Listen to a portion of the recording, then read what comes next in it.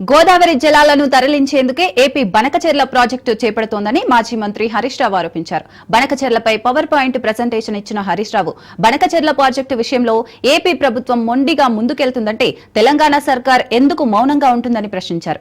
బనకచెర్లను AP నిర్మిస్తుంటే Telangana ప్రభుత్వం ఎందుకు అడ్డుకోవడం లేదని నిలదీశారు. ప్రభుత్వ ధ్యాస కేటీఆర్ ప్రతిపక్ష నేతలపై ఎలా కేసులు పెట్టాలనే దానిపైనే ఉంది తప్ప రాష్ట్ర ప్రయోజనాలను కాపాడేందుకు లేదన్నారు హరీష్ రావు. పోతిరెడ్డిపాడు ప్రాజెక్టు ఎలా మారిందో రేపు గోదావరి జలాలు మళ్లించడానికి బనకచెర్ల ప్రాజెక్టు కూడా అదే రకంగా చేయబోతా ఉంది. ఆంధ్రప్రదేశ్ ప్రభుత్వం ఆ ప్లాన్ తోనే ముందుకు పోతా ఉన్నారు. ఇవాళ ఇంత సీరియస్ ఇష్యూ జరుగుతూ ఉంటే రేవంత్ రెడ్డి గారి ప్రభుత్వం మొద్దు నిద్రపోతా ఉంది. ఉత్తమ్ కుమార్ రెడ్డి గారేమో ఉత్తుత్త మాటలు, ఇంకా మేము ప్రిపేర్ కాలేదు, మేము ఇంకా ఆలోచన చేయలేదు, స్టడీ చేయలేదు అని ఉత్తుత్త మాటలేమో ఉత్తమ్ కుమార్ రెడ్డి గారు మాట్లాడుతూ ఉన్నారు. ఇప్పటికే బీఆర్ఎస్ పార్టీ పక్షాన అఖిలపక్ష సమావేశాన్ని పిలవండి అని మేము డిమాండ్ చేస్తే కనీసం ఈ రాష్ట్ర ప్రభుత్వం అఖిలపక్ష సమావేశం పెట్టడానికి కూడా ముందుకు రావడం లేదు. ప్రాజెక్టుల నిర్మాణానికి ఓ మాట సాయం లేదు, ఓ మూడ సాయం లేదు. ఆంధ్రప్రదేశ్కు మాత్రం ఇవాళ ఇప్పటికే పోలవరానికి జాతీయ హోదా ఇచ్చి మరొక వైపు అక్రమ ప్రాజెక్టు ఏ అనుమతులు లేని గోదావరి బనకచెర్లకు కూడా ఈరోజు నిధులు కూడా ఇచ్చి ఆ అక్రమ ప్రాజెక్టుకు అన్ని రకాలుగా ఇవాళ బీజేపీ సహకరిస్తూ వస్తూ ఉంది. ఈ మన రాష్ట్రం నుంచి ఉన్న ఇద్దరు కేంద్ర మంత్రులు ప్రపంచమంతా మాట్లాడతారు. యాడేడ చీమ చిటుకుమన్నా బయట యుద్ధం జరిగినా మాట్లాడతారు. కానీ తెలంగాణకు నీళ్లలో ఇంత ద్రోహం జరుగుతూ ఉంటే, తెలంగాణకు ఇంత అన్యాయం జరుగుతుంటే ఆ ఇద్దరు కేంద్ర మంత్రులు మాత్రం నోరు కూడా మెదపడం లేదు. ఇవాళ ఈ రాష్ట్ర ప్రజలు గమనిస్తూ ఉన్నారు ఈ విషయాన్ని. ఇలా కృష్ణా నీళ్లు తాత్కాలిక ఒప్పందం ప్రకారంగా 66-34 కృష్ణా నీళ్లు అక్రమంగా తాత్కాలిక ఒప్పందానికి మించి తీసుకుపోతుంటే కూడా కిమ్మనరు కమ్మనరు, సపోర్ట్ చేయడు. రేవంత్ రెడ్డి మాట్లాడాడు, నా ఉత్తమ్ కుమార్ రెడ్డి మాట్లాడాడు. గోదావరి నది పైన బీజేపీ, ఇటు ఆంధ్రప్రదేశ్ రెండు ప్రభుత్వాలు కలిసి ఇంత పెద్ద కుట్ర చేసి గోదావరి నదీ జలాల్లో కూడా తెలంగాణకు ద్రోహం తలపెట్టే దాని మీద కూడా రేవంత్ రెడ్డి ప్రభుత్వం స్పందించినటువంటి పరిస్థితి లేదు. సమైక్య రాష్ట్రంలో 2 టీఎంసీల బాబ్లీ ప్రాజెక్టు కోసం చంద్రబాబు నాయుడు గారు పెద్ద పోరాటం చేసిండు మహారాష్ట్ర మీద. మరి ఈరోజు ఎన్ని బాబ్లీ ప్రాజెక్టులు కలిపితే ఒక బంకచెర్లకు సమానం? 2 టీఎంసీల మన బాబ్లీ మీద అంత పోరాటం చేస్తే 200 టీఎంసీలతో అక్రమ ప్రాజెక్టు ఆంధ్రప్రదేశ్ నిర్మిస్తే ఈ రాష్ట్ర ప్రభుత్వం ఎంత పెద్ద పోరాటం చేయాలి? ఎందుకు మౌనం వహిస్తున్నారు? అంటే మీ దోస్తానాలు, మీ పాత బంధాలు ఏమన్నా ఉంటే దానికి తెలంగాణ ప్రయోజనాలు ఫనంగా పెడతారా? తెలంగాణ భవిష్యత్తును మీరు ప్రశ్నార్థకం చేసే హక్కు మీకెక్కడిది అని నేను అడుగుతా ఉన్నా. గోదావరి మీద కూడా ట్రిబ్యునల్ రాబోతా ఉంది.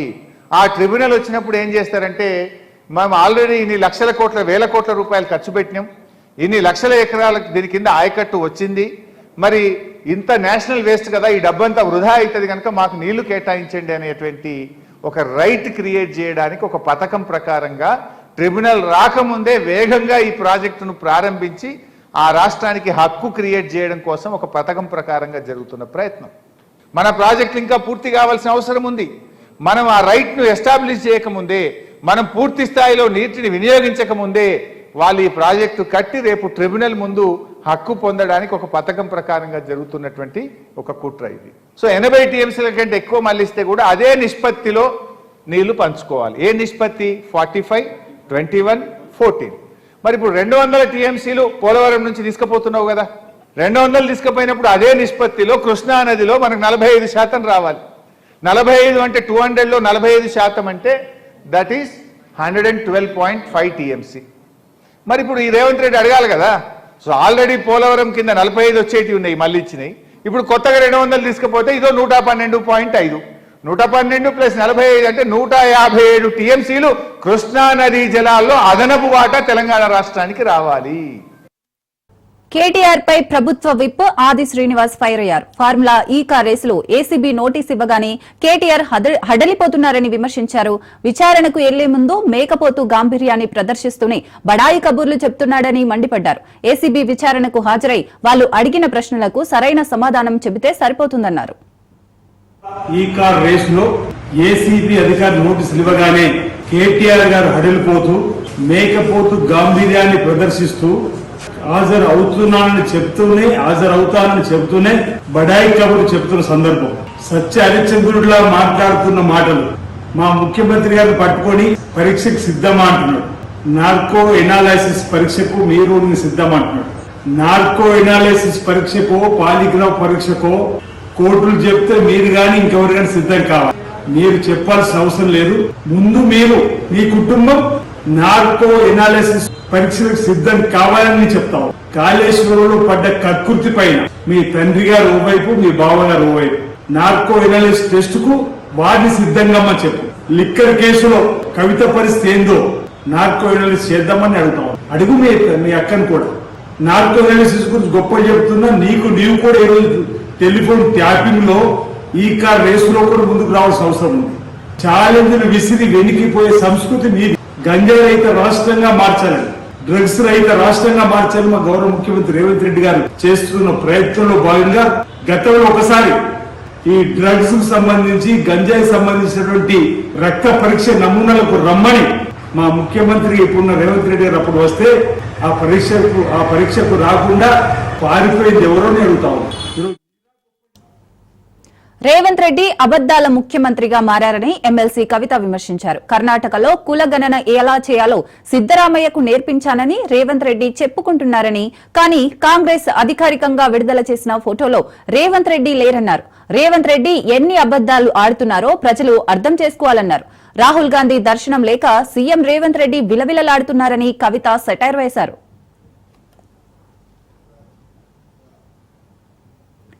సామాజిక తెలంగాణ సాధనకు విద్యార్థి లోకం కదలి రావాలన్నారు కవిత. తెలంగాణ ఉద్యమంలో విద్యార్థులు కీలక పాత్ర పోషించారని గుర్తు చేశారు. సామాజిక తెలంగాణను సాధించడానికి విద్యార్థులు నడుం బిగించాలని పిలుపునిచ్చారు.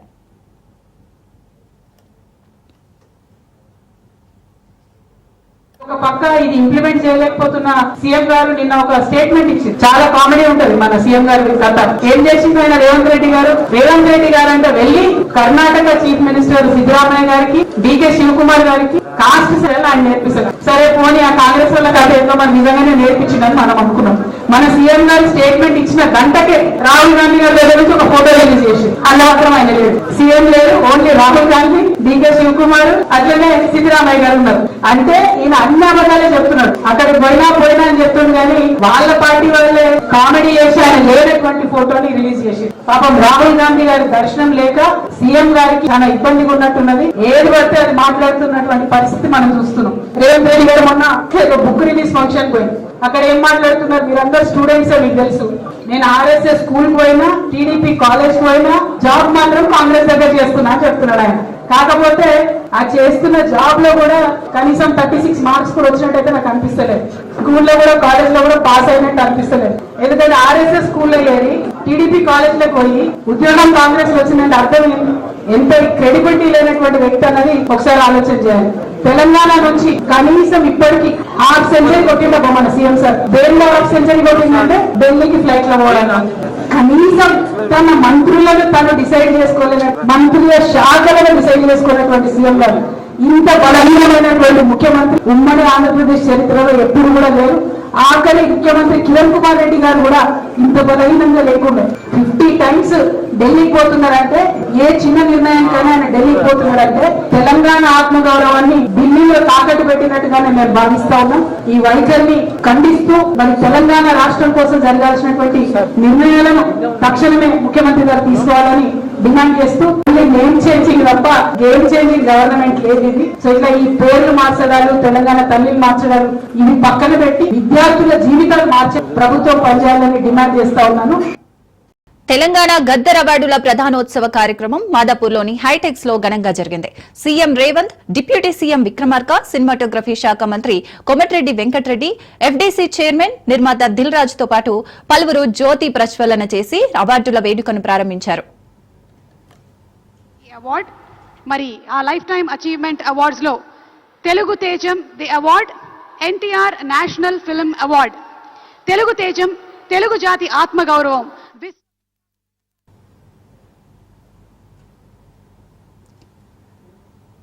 డిప్యూటీ సీఎం బట్టి విక్రమార్క, కొమర్టిరెడ్డి వెంకట్రెడ్డి ఆయా కేటగిరీలో గెలుపొందిన విజేతలకు అవార్డులు ప్రదానం చేశారు. విజేతలకు మెమెంటోలతో పాటు 5 లక్షలు ప్రశంస పత్రాలను అందజేశారు.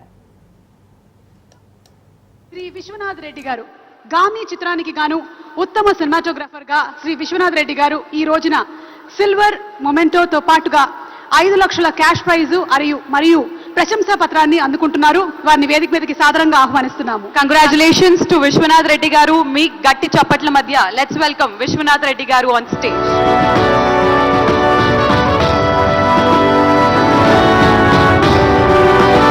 విశ్వనాథ్ రెడ్డి గారు 5 లక్షల క్యాష్ ప్రైజ్ తో పాటు ప్రశంసా పత్రాన్ని అలాగే ద సిల్వర్ మొమెంటోని అందుకుంటున్నారు.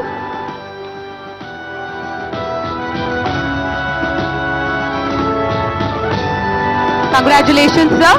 కంగ్రాచులేషన్స్. ఉత్తమ ఆర్ట్ డైరెక్టర్ శ్రీ నితిన్ జిహానీ చౌదరి గారు జీవితాన్ని అంకితం చేసి సినిమానే ప్రపంచంగా, సినిమానే ప్యాషన్ గా, సినిమానే జీవితంగా, సినిమా పరిశ్రమ అభివృద్ధి కోసం పాటుపడేటువంటి వాళ్ళకి ఈ అవార్డ్. మరి ఆ లైఫ్ టైమ్ అచీవ్మెంట్ అవార్డ్స్ లో తెలుగు తేజం the award, NTR national film award. Telugu తేజం తెలుగు జాతి ఆత్మగౌరవం, విశ్వవిఖ్యాత నట సార్వభౌమ నందమూరి తారక రామారావు గారి పేరు మీద ప్రకటించబడినటువంటి ఈ ప్రతిష్టాత్మకమైన పురస్కారం భారతీయ చలనచిత్ర రంగానికి చేసినటువంటి సేవల్ని గుర్తిస్తూ ఈ అవార్డుని ప్రదానం చేయడం జరుగుతుంది. ఈ అవార్డుని అందుకోబోతుంది మరెవరో కాదు, the God of masses Nandamuri Balakrishna గారు. తెలుగు సినీ పరిశ్రమకు బాలకృష్ణ గారు అందించినటువంటి విశిష్టమైన కృషికి గాను ఈ అవార్డుని వారు అందుకోబోతున్నారు. భగవత్ కేసరి కానివ్వండి, లెజెండ్ కానివ్వండి, సింహ కానివ్వండి, అఖండ 2, డాకు మహారాజ్, ఇలా ఒక్క సినిమా తర్వాత ఒకటి అద్భుతమైనటువంటి క్యారెక్టరైజేషన్స్ తో మనల్ని మెస్మరైజ్ చేసేటువంటి, వెండి తెరపైన నట తాండవం చేసేటువంటి రాజసం నందమూరి బాలకృష్ణ గారు. తెలుగు సినీ పరిశ్రమకు బాలకృష్ణ గారు అందించినటువంటి విశిష్టమైన సేవలకి గాను ఈరోజు ఈ అవార్డుని అందుకుంటున్నారు. NTR national film award. Class అయినా మాస్ అయినా ఆయన దిగనంత వరకే once he steps in history repeats. అవార్డుతో పాటు 10 లక్షల క్యాష్ ప్రైజ్ ని అందిస్తున్నారు. అలాగే ప్రశంసా పత్రాన్ని కూడా అందిస్తున్నారు. అంతేకాకుండా ఒక వెరీ స్పెషల్ మొమెంటోని కూడా అందజేయడం జరుగుతుంది మన నందమూరి బాలకృష్ణ గారికి. జై బాలయ్య. సినిమా కోసమే జీవితాన్ని అంకితం చేసి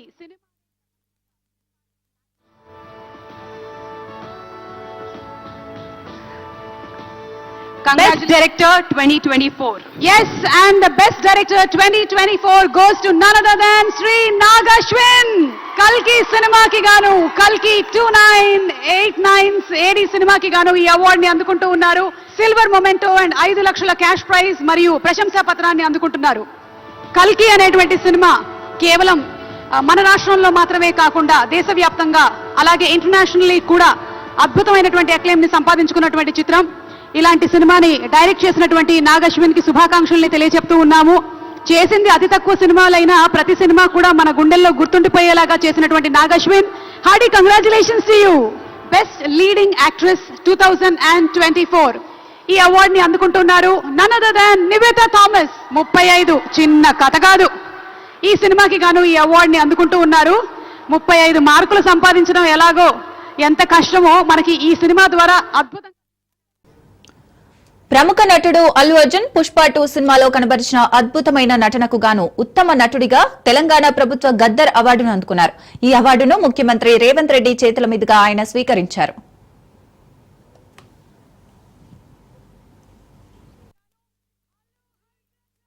This prestigious Telangana Gaddar Award. I'd like to thank the government of Telangana for this wonderful initiative. My respect to the Honorable Chief Minister Shri Revanth Reddy Garki, Deputy Chief Minister Batti Garki, Vedik మీద ఉన్న పెద్దలకు, Dilraju Garki, అందరికి thank you so much. This is not possible without my lovely director Sukumar Garu. Darling, thank you so much. I love you.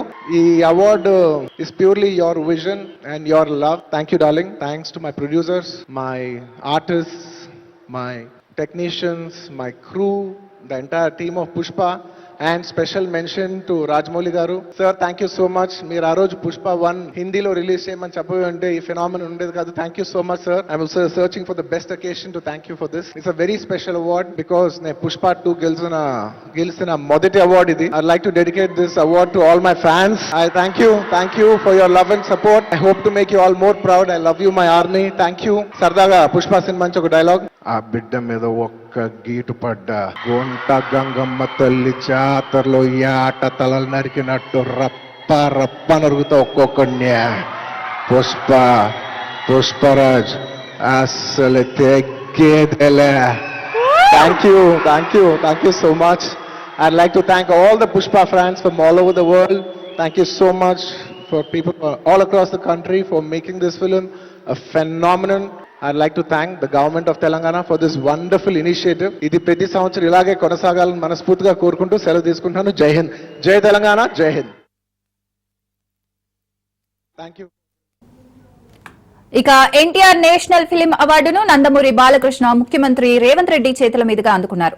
Kantharao film అవార్డును Vijay Devarakonda, B N Reddy film అవార్డును సుకుమార్, రఘుపతి వెంకయ్య అవార్డును Yandamuri Veerendranath, Ragi Reddy and Chakrapani film అవార్డును అట్లూరి పూర్ణచంద్రరావు, పైడి జయరాజ్ అవార్డును మణిరత్నం అందుకున్నారు. సినీ ప్రముఖులందరికీ కూడా చెప్పదలుచుకున్నాం, రాష్ట్ర ప్రభుత్వం కఠినంగా కనిపిస్తుంది కానీ మిమ్మల్ని అభిమానంగా చూసుకుంటుంది. మీ అభివృద్ధికి 100% తోడ్పాటును అందిస్తుంది. ప్రభుత్వం నడిపేటప్పుడు కొన్ని నిర్ణయాలు తీసుకున్నా అది మిమ్మల్ని ప్రోత్సహించడానికి, మిమ్మల్ని అభినందించడానికి, మీకు సముచితమైన స్థానం కల్పించడానికి ఈ రాష్ట్ర ప్రభుత్వం ప్రయత్నం చేస్తుంది. ఫిల్మ్ ఇండస్ట్రీ కూడా ఈ దేశంలో ఒక గొప్ప పరిశ్రమగా రాణించాలనేదే మా ప్రభుత్వం యొక్క ఆలోచన, మా ప్రభుత్వం యొక్క ప్రణాళిక. సినీ పరిశ్రమ గొప్పగా అభివృద్ధి చెందాలి. ఈ రోజు హాలీవుడ్ అంటే అమెరికాకి వెళ్తున్నాం, బాలీవుడ్ అంటే ముంబైకి వెళ్తున్నాం.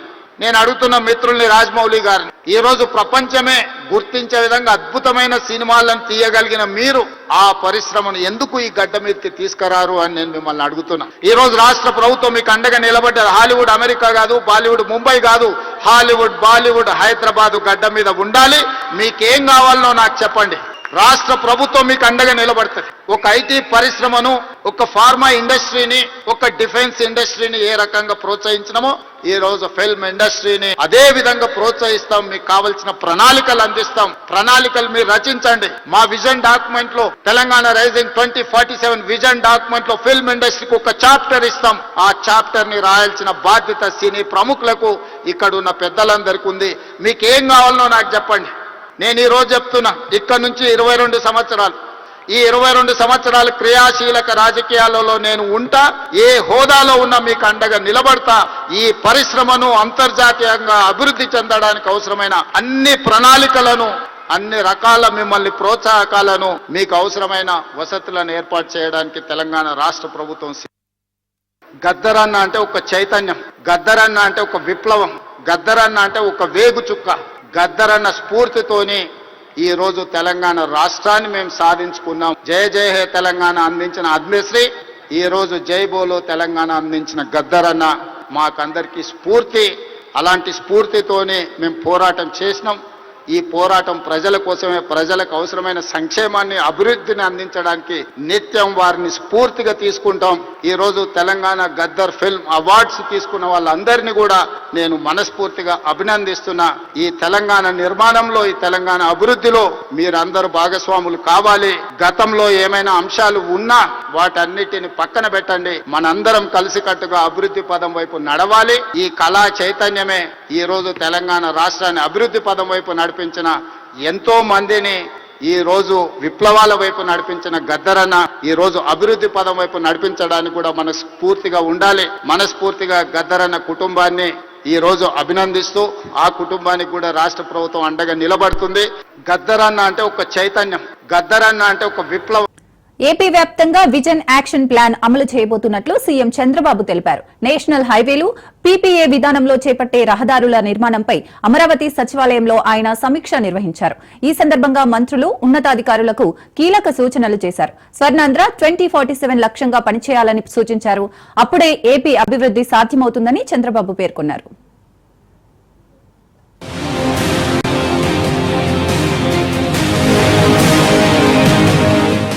ఏపీలో రహదారుల అభివృద్ధిపై సీఎం చంద్రబాబు సమీక్ష నిర్వహించారు. ఈ సంవత్సరం 1040 కిలోమీటర్ల జాతీయ రహదారుల నిర్మాణం లక్ష్యం కావాలని సీఎం చంద్రబాబు అన్నారు.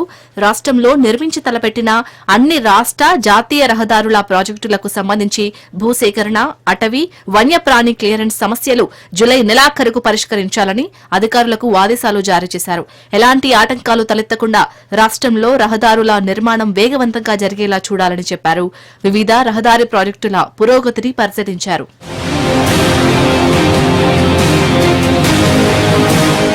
నిర్ణీత కాల వ్యవధికి మించి ఆలస్యమైన ప్రాజెక్టుల కాంట్రాక్టు సంస్థలపై అసంతృప్తి వ్యక్తం చేసిన ముఖ్యమంత్రి ఇకపై ఏ రహదారి నిర్మాణము ఆలస్యం కాకూడదని స్పష్టం చేశారు.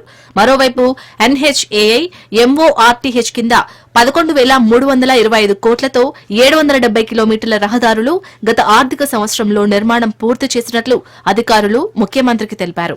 రాష్ట్రంలో మొత్తం 8,744 కిలోమీటర్ల వరకు రహదారులు ఉండగా వీటిలో 4,406 కిలోమీటర్ల మేర ఎన్హెచ్ఏఐ రహదారులు, పిఐయు ఎంఓఆర్టీహెచ్ పరిధిలో 644 కిలోమీటర్ల రహదారులు, అలాగే R&B కింద 3,697 కిలోమీటర్ల రహదారులు ఉన్నాయి. ప్రస్తుతం రాష్ట్రంలో ఎన్హెచ్ఏఐ ఎంఓఆర్టీహెచ్ కింద 76,856 కోట్లతో 144 ప్రాజెక్టులకు చెందిన 3,483 కిలోమీటర్ల వరకు రహదారులు నిర్మాణంలో ఉన్నాయి. మరికొన్నింటిని త్వరలో చేపట్టనున్నారు. వీటిలో ఎన్హెచ్ఏఐ కింద 1,392 కిలోమీటర్ల రహదారులు, 2,091 కిలోమీటర్ల ఎంఓఆర్టీహెచ్ రహదారులు ఉన్నాయి. ఇందులో ఈ సంవత్సరం 20,067 కోట్ల విలువైన 1,040 కిలోమీటర్ల రహదారి పనులు పూర్తి కావాలని ముఖ్యమంత్రి లక్ష్యం నిర్దేశించారు.